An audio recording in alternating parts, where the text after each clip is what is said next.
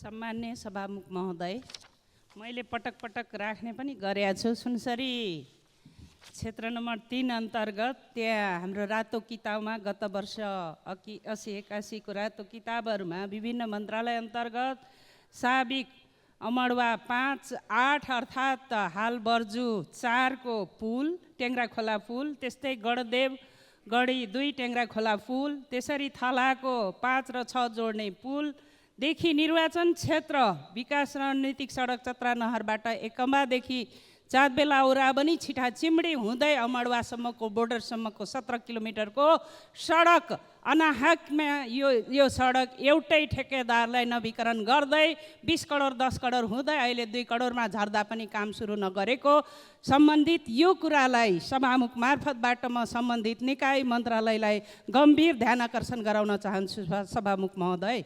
धन्यवाद। माननीय सदस्य भानुभक्त जोशी। सम्मान्य सभामुख महोदय, यो कार्य सम्पादन मूल्याङ्कनका आधारमा सुदूरपश्चिम प्रदेश सरकार सबैभन्दा प्रथम भएछ। त्यहाँको मुख्यमन्त्री लगायतको टिमलाई हार्दिक बधाई दिन चाहन्छु। सभामुख महोदय, यो भौतिक पूर्वाधार मन्त्रालयबाट केही समय अगाडि सुरु भएका निर्वाचन क्षेत्र रणनीति सडकहरू लामो समयसम्म अहिले पनि खासै कामको प्रगति देखिएको छैन। सरकारले त्यसबारेमा किन ध्यान दिइरहेको छैन, म सरकारको ध्यान आकर्षण गराउन चाहन्छु। सभामुख महोदय, प्रधानमन्त्रीज्यू भन्नुहुन्छ 7 दिनभन्दा बढी कामका फाइलहरू रोकिने छैनन् भन्नुहुन्छ।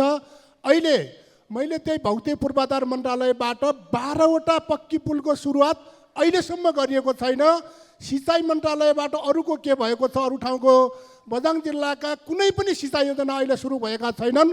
सुनिन्छ सरकारका मान्छेहरू अनेक खालका बहानामा त्यो रकम अन्यत्र सार्न खोज्दैछन्। संसदबाट पारित भएको बजेटलाई अन्यत्र सार्य।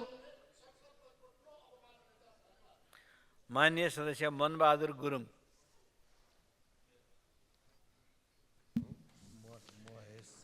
सम्मान्य सभामुखज्यू, अत्यन्तै सुन्दर पर्यटकीय गाउँ सिग्लेसमा निजी क्षेत्रले 7 अरब लगनीमा 6.5 किलोमिटर लम्बाइको सिग्लेस अन्नपूर्ण केबल कार आयोजनालाई राष्ट्रिय प्राथमिकता प्राप्त आयोजनामा समावेश गरेकोमा नेपाल सरकार र राष्ट्रिय योजना आयोगलाई धेरै धेरै धन्यवाद दिन चाहन्छु, साथै स्वागत गर्न चाहन्छु। पोखरा महानगरपालिका अन्तर्गत पृथ्वी राजमार्गको विजयपुर पुलदेखि करिब 400 मिटर पूर्वतर्फ पश्चिम पृतना कार्यालय अगाडिको सडक खण्ड 4 लेनको मात्रा डिजाइन गरिएको र विजयपुर नदी माथिको 310 मिटर लामो पुल डिजाइन भइसकेको तर स्रोत सुनिश्चित नभएको भन्ने बुझिन आएकोमा उक्त क्षेत्र पोखराको मुख्य सहरभित्र बजारभित्र पर्ने भएको हुँदा सो सडक खण्ड र सिग्नेचर पुलको स्रोत सुनिश्चित गरी मुख्य सहरी क्षेत्रमा जस्तै 6 लेनको सडक र पुल निर्माण गरी हाल हुने सहरी चापलाई सहज वातावरण गराइदिनु हुन सभामुख मार्फत सरकारको ध्यान आकर्षण गर्दछु। धन्यवाद। माननीय सदस्य मनिष झा। सम्मानीय सभामुख महोदय, म एउटा सूचना पढेर सुनाउन चाहन्छु। सूचना आदरणीय क्रिकेट प्रेमी महानुभावहरू, एक्स्ट्राटेक ओभल क्रिकेट मैदानमा हामीले 5वटै फ्लड लाइट जडान सम्पन्न गरिसकेका छौँ र आजदेखि हामी नेपाली क्रिकेटको विकास र विस्तारका दृष्टिकोणले अर्को ऐतिहासिक चरणमा प्रवेश गर्दछौँ। आजदेखि लाइट टेस्टिङको काम सुरु हुने जानकारी गराउन पाउँदा हामीलाई निकै खुसी लागेको छ। प्रबन्ध निर्देशक Binod Kuwar, extratech oval cricket stadium Tilottama 17 Rupandehi. यो एउटा खुसीको कुरा हो र सरकारलाई अलि लाज लाग्ने कुरा हो, किनकि 7 दलको 7 महिना लामो 7 बुँदे सम्झौताले निर्माण गरेको गठबन्धनले हाम्रो त्रिभुवन युनिभर्सिटी क्रिकेट ग्राउन्डमा एउटा पनि लाइट जडान गर्न सकेको छैन। तर निजी क्षेत्रले आफ्नो पैसाले, आफ्नो स्रोत साधन र आफ्नो हिम्मतले जडान गरिसक्यो। अब जनकपुरको रामजानकी स्टेडियम त खै कहिले बन्ने हो। त्यसैले माननीय सदस्य महेश बस्नेत। सम्माननीय सभामुखज्यू, काठमाडौँ उपत्यकाभित्र हाल सञ्चालनमा रहेका करिब 13,000 ट्याक्सी र रातो नम्बर प्लेटमा सञ्चालन भइरहेका हजारौँ मोटरसाइकल विद्युतीय कारोबार अन्तर्गत इनड्राइभ र पठाउ एप्स अन्तर्गत सञ्चालित छन्। यी सबै विदेशी एप्सहरू हुन्। यिनीहरूले नेपाल सरकारमा कुनै पनि निकायमा दर्ता गरेका छैनन् र सवारी सेवाबाट प्राप्त गरेको कमिसनको अरबौँ अरब रकम बिना लगानी विदेशी लगिराखेका छन्। साथै बिना अनुमति ट्याक्सीको भाडा निर्धारण गर्ने, एकै स्थानको भाडा विभिन्न भाडाहरू निर्धारण गरी मनपरी ग्राहकहरूबाट असुल गरिराखेका छन्। अत सरकारले इनड्राइभ र पठाउ जस्तो सेवालाई दर्ता, नियमन र विदेशी नै रकम अरबौँ रकममा कर लगाई नियमन गर्न सरकारको ध्यान आकृष्ट गर्दछु। धन्यवाद। माननीय सदस्य माधव सापकोटा। सम्मान्य सभामुख महोदय, कमरेड प्रचण्ड प्रधानमन्त्री भएका बखत मान्य वर्षमान पुनले अर्थमन्त्रीका हैसियतले आर्थिक वर्ष 2081-82 को बजेट वक्तव्यको बुँदा नम्बर 49 औषधीय प्रयोजनका लागि गाँजाको व्यावसायिक उत्पादन गर्न कानुनी व्यवस्था मिलाइनेछ भनेर उल्लेख गरिएको थियो। अहिलेको सत्तापक्षका मान्यज्यूहरूले दिनौँ जस्तो यो संसदमा भन्ने गर्नुभएको छ, उही पुरानै बजेटलाई हामी कार्यान्वयन गरिरहेका छौँ। म केही समय अगाडि मकानपुरको पालुङ, आग्रा, राक्सिराङ जस्ता लगायतका गाउँहरूमा पुगेको थिएँ। त्यहाँ अधिकांश घरका नागरिकहरू गाँजासँग सम्बन्धित भएर जेलमा हुनुहुन्छ। त्यहाँका स्थानीय अगुवा नागरिकहरूको के प्रश्न छ यो सरकारलाई भने गाँजासँग सम्बन्धित भएको बजेट वक्तव्यको 49 बुँदा कहिले कार्यान्वयन हुन्छ। त्यसैले म सम्माननीय सभामुख मार्फत नेपाल सरकारलाई गम्भीरतापूर्वक प्रश्न गर्न चाहन्छु, मकानपुरका र देशैभरिका जनताहरूका तर्फबाट बजेट वक्तव्यको 49 नम्बर बुँदालाई यथाशक्य चाँडो कार्यान्वयनमा लैजाओस्। साथै माननीय सदस्य मीना तामाङ। सभामुख महोदय, नेपालको संविधान 2072 जारीपछि संविधान कार्यान्वयन प्रक्रियामा जानुपर्नेमा किन र कसले रोकेको छ?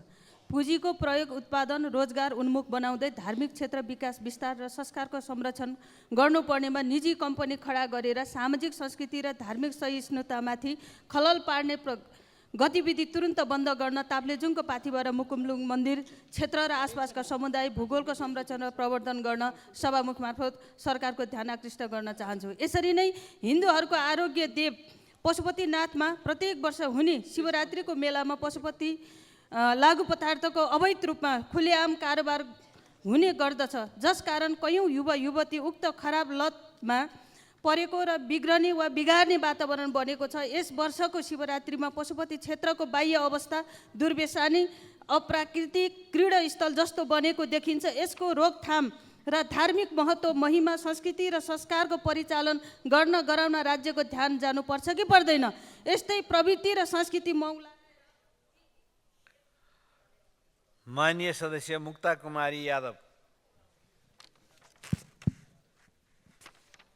सम्माननीय सभामुख महोदय, भारतको केआईआईटी युनिभर्सिटीमा प्रकृति लम्साललाई ज्यान गुमाउनु परेको छ र सिराहाको रिङ्कु कुमारी सदाको झुन्डिएर ज्यान गुमाउनु परेको छ। मृतक लम्साल र सदाप्रति हार्दिक श्रद्धाञ्जली र शोकाकुल परिवारजनमा संवेदना व्यक्त गर्दछु। सभामुख महोदय, खाडी मुलुकमा 50 डिग्री सेल्सियस तापक्रममा पैसा कमाउन गएका नेपाली बाकसमा बन्द भएर आउँछ। त्यसैले मैले नेपाल सरकारले नेपालमै गुणस्तरीय शिक्षा, स्वास्थ्य र रोजगारीको सिर्जना गरियोस् र ग्यारेन्टी पनि गरियोस् भन्ने म गम्भीरतापूर्वक ध्यान आकर्षण गराउन चाहन्छु। धन्यवाद। जय नेपाल। माननीय सदस्य मेनका कुमारी पोखरेल।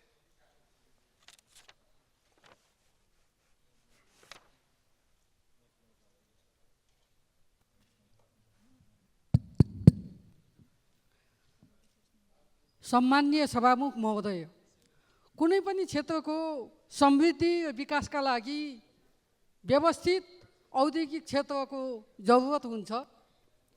दाङ जिल्ला लुम्बिनी प्रदेशको राजधानी हो र देशकै सबैभन्दा ठुलो उपत्यका पनि हो। तर यहाँ औद्योगिक क्षेत्र अहिलेसम्म व्यवस्थित रूपमा निर्माण हुन सकेको छैन। भएका उद्योगहरू पनि अव्यवस्थित रहेका छन्, जसले जनताको स्वास्थ्यमा प्रभाव पारिरहेको छ, प्रदूषण बढिरहेको छ। लगानीकर्ताहरूलाई आकर्षित गर्न, व्यवसायीहरूलाई प्रोत्साहित गर्न व्यवस्थित औद्योगिक क्षेत्रको आवश्यकता रहेको छ। घोराईको 3 नम्बर वडा र 5 नम्बर वडा औद्योगिक क्षेत्रको निम्ति छुट्याइएको भए पनि अहिलेसम्म कामको थालनीसम्म गरिएको छैन। म नेपाल सरकारसँग यो क्षेत्रलाई व्यवस्थित औद्योगिक क्षेत्र निर्माण गर्न यथाशीघ्र काम प्रारम्भ।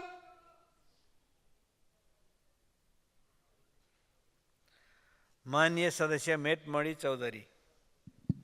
सम्माननीय सभामुख महोदय, ट्रान्सप्यारेन्सी इन्टरनेसनल सिन्स 2023 को रिपोर्ट अनुसार नेपालले 34 अङ्क प्राप्त गरेर सङ्कटग्रस्त मुलुकको रूपमा देखिएको छ। फेब्रुअरी 17 देखि 21 सम्म पेरिसमा सम्पन्न फाइनान्सियल एक्सन टास्क फोर्सको अनुसार नेपाल दोस्रो पटक ग्रे लिस्टमा परेको छ, अर्थात् नेपाल फाइनान्सियली सङ्कटमा फँसिसकेको छ। प्रधानमन्त्री तथा मन्त्री परिषदको कार्यालयले तयार पारेको प्रतिवेदन अनुसार प्रधानमन्त्री तथा मन्त्री परिषद कार्यालयको 28.5 अङ्कसहित 11वटा मन्त्रालय फेलको सूचीमा रहेको छ। प्रधानमन्त्रीकै रुचिमा रहेको रेलदेखि पानी जहाज हुँदै ग्यास सबै परियोजनाहरू सङ्कटमा छ। सुरु भएका परियोजनाहरूबाट पनि सन्तोषजनक आउटपुट देखिँदैन। सबै ठाउँमा सबै विषयहरूमा फेल भइरहेको व्यक्तित्वले नेतृत्व गरेको मुलुक कसरी उभो लाग्न सक्छ? सम्भव छैन। यदि मुलुकलाई पास गराउने हो भने फेलियर प्रधानमन्त्रीले छोड्नुपर्छ, अन्यथा मुलुकलाई पटक पटक टाट पल्टिनबाट कसैले रोक्न सक्दैन। धन्यवाद। माननीय सदस्य मैना कार्की।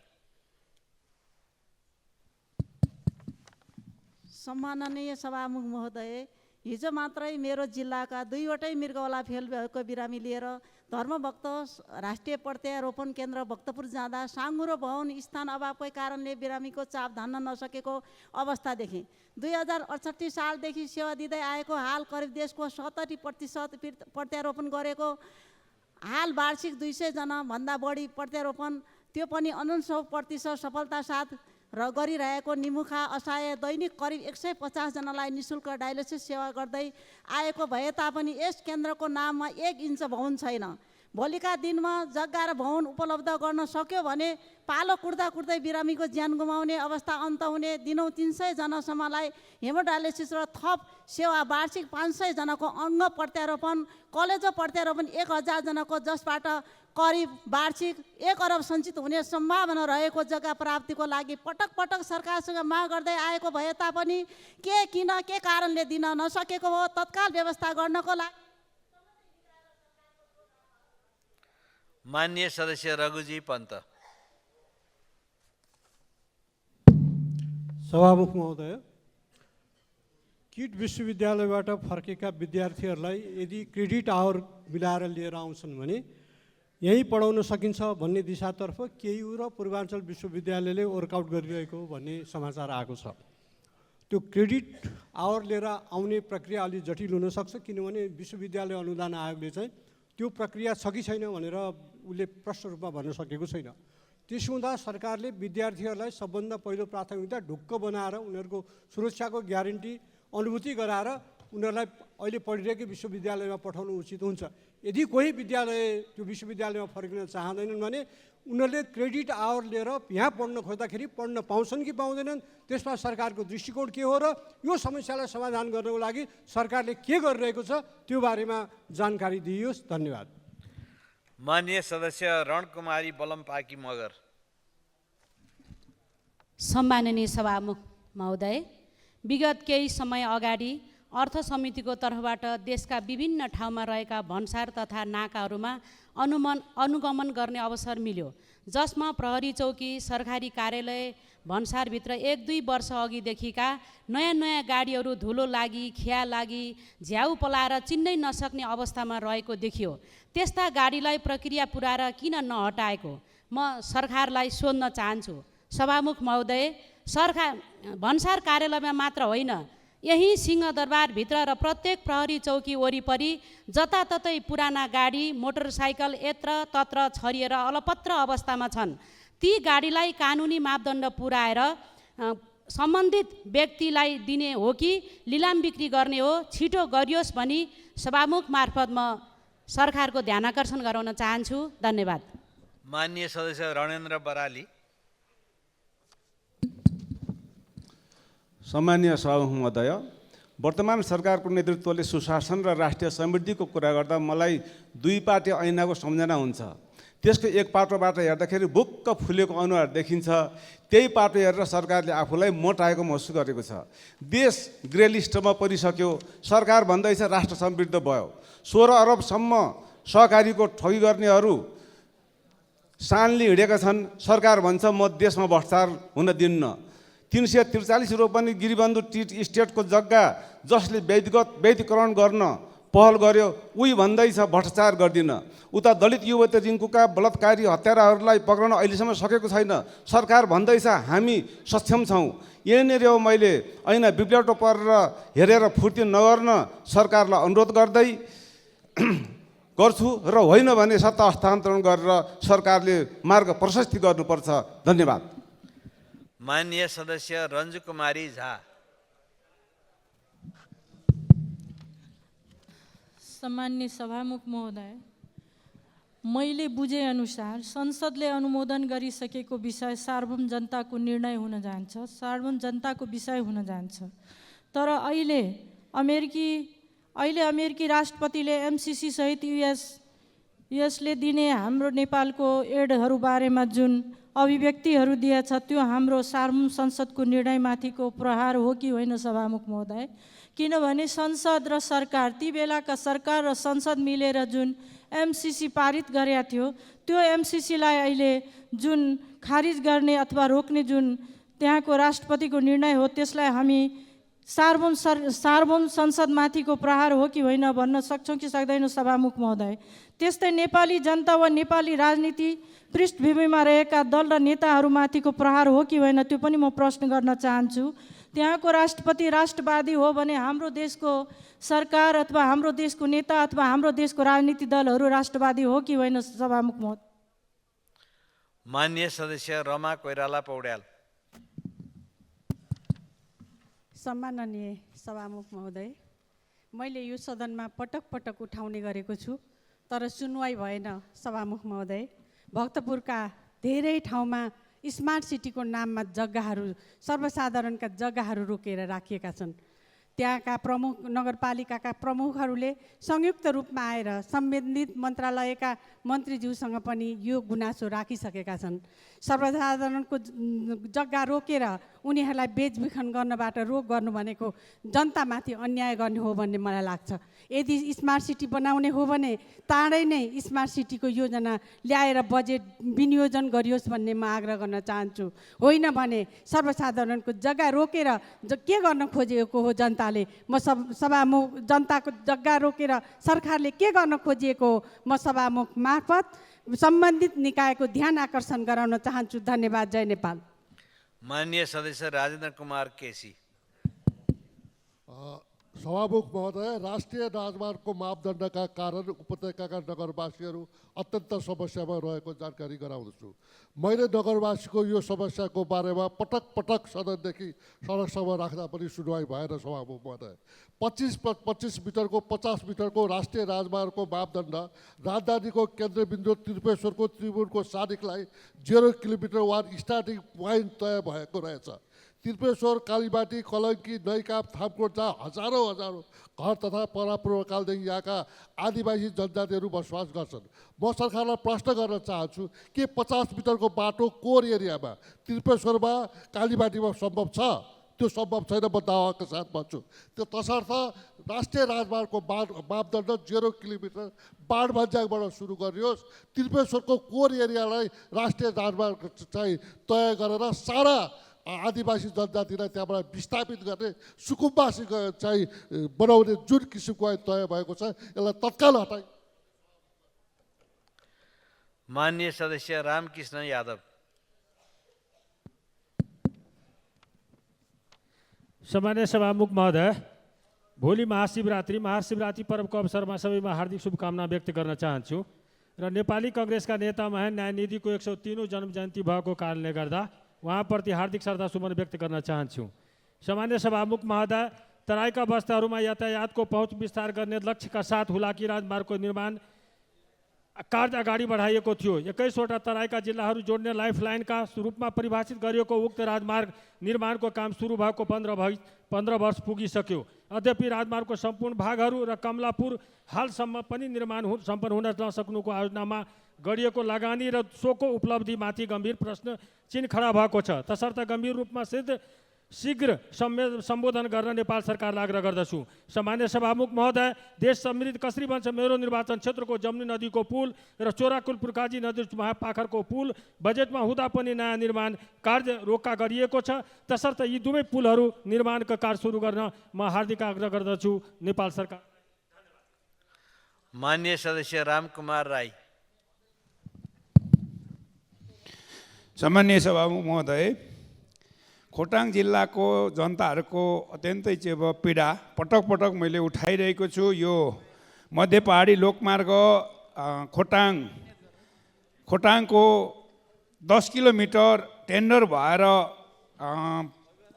रोकिएर फेरि पनि टेन्डर हुनुपर्ने भइरहेको छैन। अर्को असोज 12 गतेको जो बाढीले फोक्सिङटार पुल लग्यो त्यो बनिरहेको छैन। त्यो सँगै झोलुङ्गे पुलहरू लगेको छ, त्यो बनिरहेको छैन। गाईघाट दिक्तेल सगरमाथा सडकको खण्ड फोक्सिङटार राजापानी खण्ड यो के भइरहेको छ? सरकारलाई म जवाफ चाहन्छु। यहाँबाट चाहिँ यसको उत्तर चाहियो भन्ने कुरा म राख्दछु। धन्यवाद।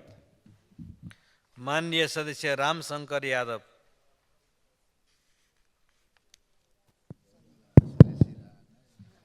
सामान्य सभामुख ज्यू, सिराहा क्षेत्र नंबर 1 भगवानपुर गाउँपालिका वार्ड नंबर 4 को ठाडी भन्सार कार्यालय 4 बिघा जग्गामा नयाँ भवन निर्माण भइसकेको छ। क्वारेन्टाइन भएको समयमा 1.5 करोडभन्दा माथि राजस्व उठ्थ्यो, तर अहिले क्वारेन्टाइन हटेको हुनाले सालको 50 लाखसम्म राजस्व उठ्दैन। जबकि ठाडी भन्सार नाकाबाट लाहान उदयपुर हुँदै पहाड हिमालसम्मको व्यापार हुन्छ र भारत बिहारको लोकहा बजार बोर्डरसम्म बढी लाइन ट्रेन र बसहरू सञ्चालनमा छ। साथै भारतको एनएच बोर्डरदेखि मात्र 29 किलोमिटर पर्छ। क्वारेन्टाइन नभएको हुनाले राजस्व घटेको छ, तर व्यापार चोर बाटो भएर हुँदैछ। तसर्थ सामान्य सभामुख मार्फत नेपाल सरकारको अर्थमन्त्री र कृषि मन्त्रीज्यूलाई क्वारेन्टाइनको व्यवस्था मिलाउन हार्दिक अनुरोध गर्छु। धन्यवाद, नमस्कार। माननीय सदस्य रुक्मिणी राणा बराइली। सम्माननीय सभामुख महोदय, प्रत्येक वर्षको बजेटमा कृषि रूपान्तरणको नारा अगाडि सार्ने तर कार्यान्वयनमा सिनको नबाँच्ने परिपाटीका कारण कृषि क्षेत्र हिजो जस्तो दयनीय अवस्थामा थियो आज पनि त्यस्तै अवस्थामा छ। कृषि उत्पादन वृद्धिका लागि कृषि क्षेत्रको आधुनिकीकरण, व्यवसायीकरण, भण्डारणका साथै बजारीकरणमा ध्यान पुर्याउन नसक्दा यस क्षेत्रबाट लाभ लिन सकिरहेको अवस्था छैन। सभामुख महोदय, काभ्रे जिल्लाको अधिकांश किसानहरूले उत्पादन गरेको तरकारी बजार मूल्य नपाएर खेतबारीमा नै सुकेर कुहिएर खेर गएको कारण किसानहरू अत्यन्त चिन्तित र कृषि क्षेत्रप्रति निरुत्साहित छन्। तसर्थ सरकारले किसानहरूको उत्पादन र लागतको आधारमा सुरक्षाको ग्यारेन्टी सहित उचित मूल्य बजार मूल्य निर्धारण गर्न सरकारको गम्भीर ध्यान आकृष्ट गराउन चाहन्छु। साथै आज रामेछाप जाँदै गरेको यात्रुवाहक बस धुलीखेलमा दुर्घटना भएको छ। दुर्घटनामा 24 जना घाइते भएका छन्। घाइतेहरूप्रति शीघ्र स्वास्थ्य लाभको कामना सहित धुलीखेलमा उपचार घाइतेप्रति निःशुल्क। माननीय सदस्य रूपा सोशी चौधरी।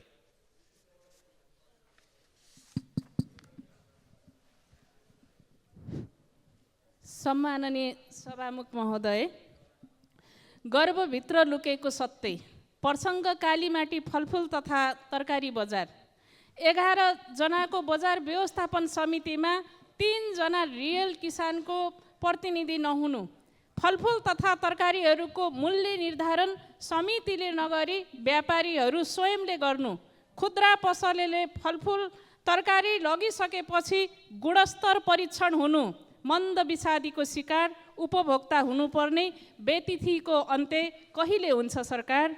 म सभामुख महोदय मार्फत सरकारको गम्भीर ध्यान आकर्षण गराउन चाहन्छु। धन्यवाद। माननीय सदस्य लक्ष्मी तिवारी। सम्मानीय सभामुख महोदय, गत अधिवेशनमा मैले जनावरको अधिकारको विषयमा उठाएको थिएँ। त्यति बेला मैले स्पष्ट माग गरेको थिएँ कि जनावरमाथिको अमानवीय हिंसा गर्ने अपराधीहरूलाई कडा सजाय होस्। तर के भयो, अहिले फेरि काठमाडौँको नागार्जुन 6 मा घाइते कुकुरलाई लखेटी तडपाई मारिएको अर्को भिडियो भाइरल भएको छ। एक निर्बल प्राणी जसले आफ्नो रक्षा गर्ने क्षमता छैन, त्यसको पीडा कसले देख्ने, त्यसको आवाज कसले उठाउने। सभामुख महोदय, साथै नेपालको सडक दुर्घटनाले हरेक वर्ष हजारौँ नागरिकको ज्यान लिइरहेको छ। सरकारकै थ्याङ्क हेर्ने हो भने दिनको 7 देखि 8 जना मृत्यु हुने गरेको छ। तर सरकार सडक दुर्घटनाको न्यूनीकरण गर्न सक्नेले कुनै पहल नगर्नु दुःखद कुरा हो। त्यसैले म सरकारलाई सडक दुर्घटना न्यूनीकरण गर्न आवश्यक कदम चाल्न म सम्बन्धित निकायको गम्भीर ध्यानकर्षण गराउन चाहन्छु। धन्यवाद। माननीय सदस्य लालप्रसाद साउवा लिम्बू। सम्माननीय सभामुख महोदय, गत आश्विन 11-12 मा भएको अविरल वर्षाको कारण सिङ्गो देश बाढीबाट प्रभावित भए। सडक पूर्वाधार क्षति, नदी कटानका कारण मानव बस्तीहरू विस्थापित भई जनजीवन प्रभावित भएको विषय यस संसदमा उठाइरहेकै छु। उक्त अविरल वर्षाको कारण झापा जिल्ला अछुतो रहन सकेन। मुख्य गरी कन्काई नदीमा पुल उत्तर पश्चिम किनारामा बाढीको कारणले कटान हुनका साथै मानव बस्ती समेत विस्थापित भएको स्थिति छ। कटान भएको उक्त क्षेत्रमा यथाशीघ्र दैवी विपद कोषद्वारा नदी नियन्त्रण कार्य सुरु गर्नका निम्ति सरकारको गम्भीर ध्यान आकर्षण गर्न चाहन्छु। त्यसै गरी कन्काई नदीको बाढीले लालपानी पश्चिम, गोल्ड रन पूर्व, भेलामणि सुगा बथान सडकबारी पश्चिम, धनगढा होकलबारी पूर्व क्षेत्रमा समेत नदी कटानले क्षति पुर्याएकोले यथाशीघ्र उक्त क्षेत्रमा नदी नियन्त्रण कार्य सुरु गर्नका लागि सरकारको गम्भीर ध्यान आकर्षण गर्दछु। धन्यवाद। माननीय सदस्य बिजुला रायमाझी।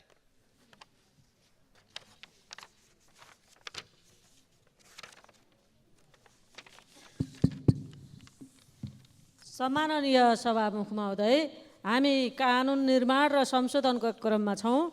विषय मिल्ने मन्त्रालयको समन्वयात्मक अधिकार क्षेत्र र आम जनताको समस्यालाई ध्यानमा राख्न नसक्दा विकासले पनि विनाश निम्ताउन सक्छ। अहिलेको गम्भीर समस्या पुरानो वन ऐनमा वन जोगाउने जनताको अधिकार कहाँ छ? घर भत्किँदा आफै हुर्काएको रुख काटेर घर बनाउन, बिरामी हुँदा बेचेर उपचार गर्न र जोखिममा पर्दा बस्ती संरक्षण गर्न नपाउने नेपालको वन ऐनका कारण जोखिम बस्ती अन्यायमा परेको समस्या बोल्दैछु। प्रतिनिधि घटनाको रूपमा अर्घाखाँची जिल्लाको सन्धिखर्क 7 को भुजुङ्गे बस्ती, 6 को गोरुसिङे सन्धिखर्क सडक खण्डको घुम्तीदेखि जगतसम्मको बस्ती, सिनपा 11 र 12 को पहिरो पीडित बस्ती, मालारानी 3 को गिद्ध पोखरीको अत्यन्त जोखिम बस्ती संरक्षण र सिनपा 14 मा सङ्घीय योजना कार्यान्वयन समस्या देखिएको छ। विनियोजित योजना